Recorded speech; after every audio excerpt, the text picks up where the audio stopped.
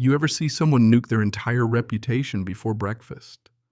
That was the morning Cordelia Blackthorne, Willowbrook Heights' brand new HOA president, thought she'd flex on us and called 911 at 6 a.m. Certain she'd caught my granddad Mac red-handed running some criminal livestock operation on our family ranch. Yeah, she thought this was her big gotcha moment. Only problem, she had no clue who she was tangling with. Some folks, you mess with them at your own risk, and Cordelia just nominated herself for the neighborhood's biggest fool award.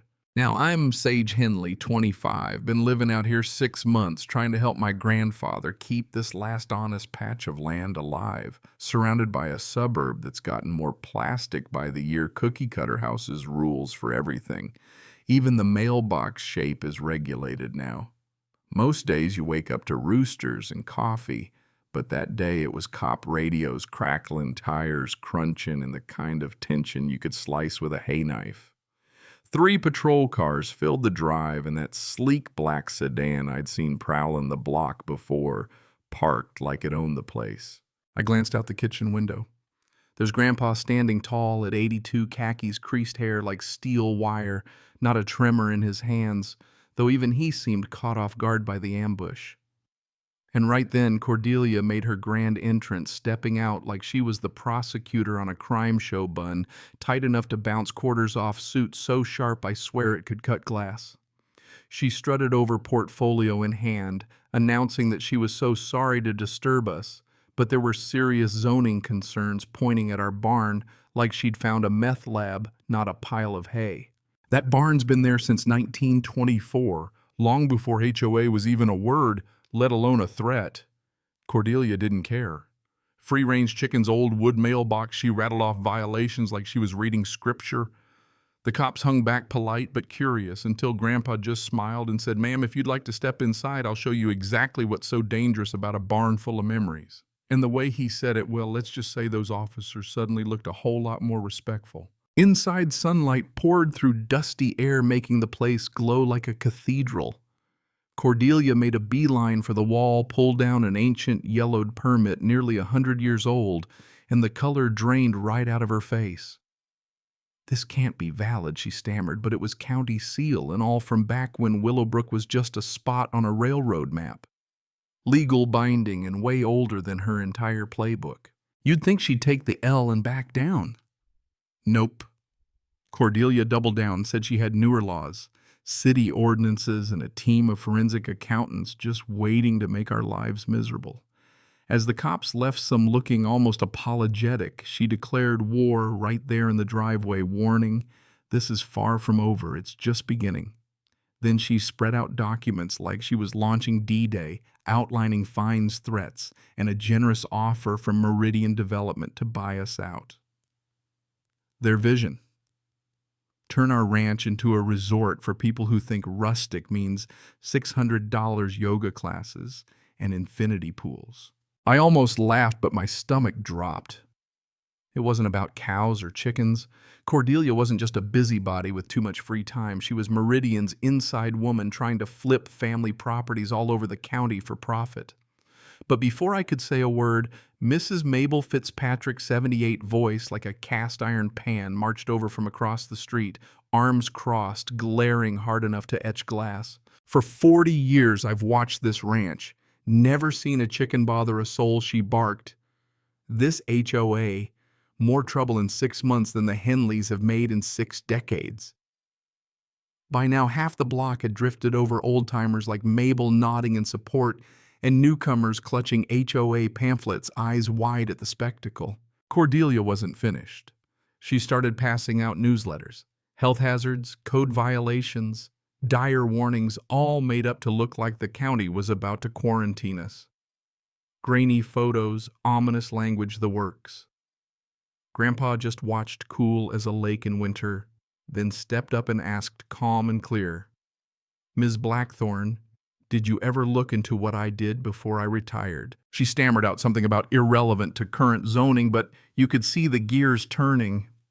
That afternoon, as the crowd thinned out, I helped Grandpa put the barn back together, my mind racing. Something was off. Cordelia knew details, exact layouts, hidden corners, schedules. This wasn't a snap decision. She'd been watching us digging for dirt, laying groundwork for months. Next thing I know, anonymous letters start showing up in mailboxes all over town. Late night activity, unusual gatherings, implied criminal goings-on. Mrs. Mabel stormed in, waving one, hollering, "They think your grandpa's cooking meth, Sage." Never mind, he's been up before sunrise every day since Eisenhower. But the creepier part was how much those letters got right. Someone was tracking our routines, even the locked storage room at the back of the barn, a room I'd never seen open in my life. That night, after everyone was asleep, I started digging, and what I found, old records, news clippings, legal documents, made my head spin. Meridian Development had a playbook set up, an HOA drive, old families out with red tape, buy low, sell high, repeat. But most of their targets were single old folks, easy to scare, no one to back them up. Not us, not Grandpa. He stayed calm, making calls to old friends, people whose names I'd never heard, numbers not in any phone book. Thursday, he finally let me into the locked room. It was like stepping into another life, military certificates, medals, letters from government agencies, maps with pins and strings, even a red phone on the wall like some Cold War movie. That's when he told me he was Lieutenant General Mac Henley, U.S. Army, retired. Ran operations out of Fort Bragg, had contacts all over the world. I didn't retire just to farm Sage. I'm still watching, still listening. Meridian and their friends picked the wrong ranch to mess with. You know what I mean? The man had been quietly building a case, sending info to federal agencies documenting every bit of Meridian's corruption. Financial records, bribes, offshore accounts, other families ruined by the same playbook. Cordelia's war was about to hit a brick wall. Then a twist. Cordelia started to panic. Mrs. Mabel overheard her on the phone whispering to someone named Senator Vance. "We need your help. This old man's got connections." Grandpa just smiled when I told him. "Sometimes you let bullies escalate till they show their true face," he said. By the next morning, things snowballed. Preservation vans arrived to document our property. Federal calls lit up that red phone. More old friends showed up, retired colonels, federal judges, even a former FBI agent. Cordelia tried sending cops again, but half the folks in our barn outranked the responding officers by about 3 pay grades. It was almost funny watching the HOA president get stonewalled by a retired judge holding a mug of Folgers. But the threats kept coming. Environmental inspectors, fire marshals, surprise audits. Cordelia looked less like a villain and more like someone realizing the machine she'd started couldn't be stopped. One afternoon, I caught her crying and her car phone clutched tight. Senator Vance's threats echoing loud enough for me to hear, "You're interfering with national security. This isn't your fight anymore." Yeah, that happened. Grandpa called a meeting in the barn that night, felt like a war room more than a family gathering. Maps, radios, secure files spread out. And he laid it all out. Meridian wasn't just flipping land. They were washing money for crime syndicates, trafficking, bribing officials, even using properties like ours to mask illegal activities. Senator Vance. She was in up to her neck pulling strings for all of it. I won't pretend I wasn't scared. Our little ranch was the key to exposing something massive, and Cordelia's handlers were desperate to shut us down.